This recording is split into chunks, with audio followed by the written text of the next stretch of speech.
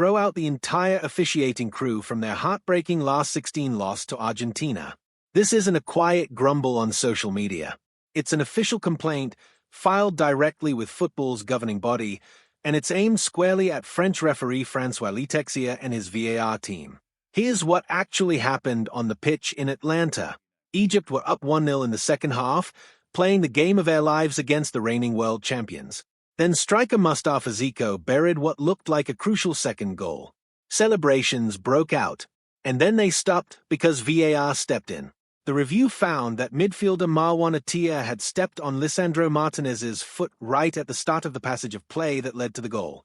Whistle blown, goal wiped off the board. But that wasn't the only flashpoint.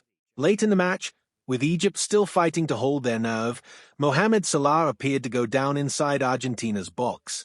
No call, no review. Just seconds later, Argentina broke away and scored the stoppage time winner that would ultimately send them through. For Egyptian fans watching, it felt like the officials had looked away at the exact moment it mattered most. The final score tells the rest of the story, a wild 3-2 win for Argentina, completed in the dying minutes of the match.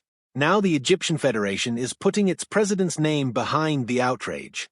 Hani Abu Rida has gone on record demanding a full FIFA investigation into what is calling serious refereeing errors and inconsistent standards that, in his words, cost Egypt their place in the tournament.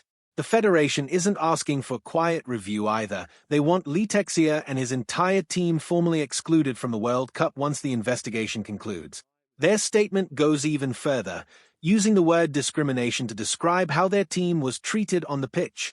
Egypt's complaint doesn't stop at the disallowed goal. They are also accusing officials of refusing to properly review other key moments, calling it a pattern of ignoring evidence that would have favored their side. And it's not just the Federation talking. The players and coaching staff are speaking out too, raw and emotional in the aftermath. Head coach Hossam Hassan didn't mince words after the final whistle. Somebody wanted Lionel Messi's World Cup story to continue a little longer. Zico, the man whose goal was chalked off, was even more blunt. He called the officiating unjust from the very first whistle and didn't hold back, telling reporters flatly that he believes this tournament has been fixed. Strong words.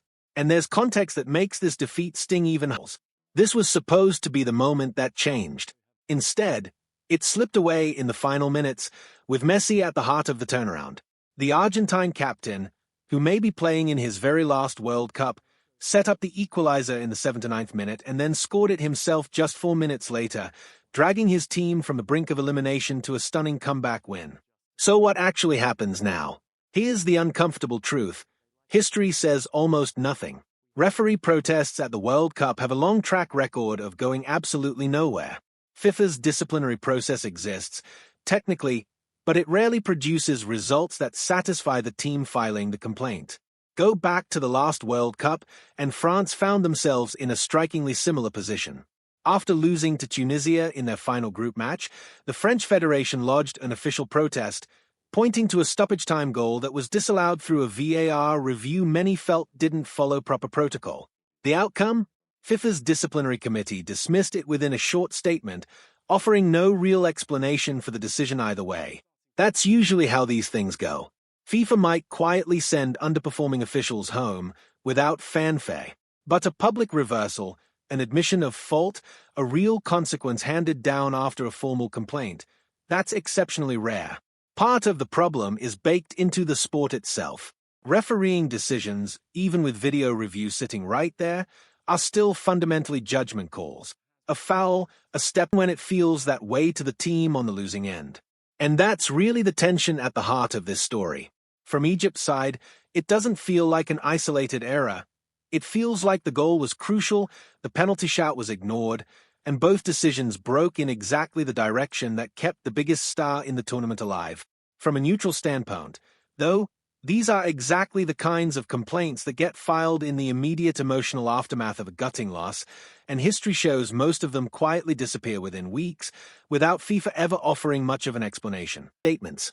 Coaches and players give emotional interviews, and then, as the tournament rolls on and new storylines take over, the outrage fades, even if the underlying frustration never really goes away for the fans and players who live through it.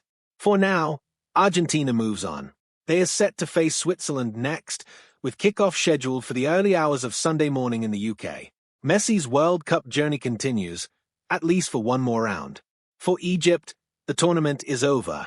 What remains is a formal complaint sitting on FIFA's desk, a wounded fan base convinced they were cheated out of history, and a football federation determined to make sure this moment isn't forgotten quietly. Whether FIFA responds with anything more than a brief dismissal is another question entirely, and if the last World Cup is any indication, fans probably shouldn't hold their breath.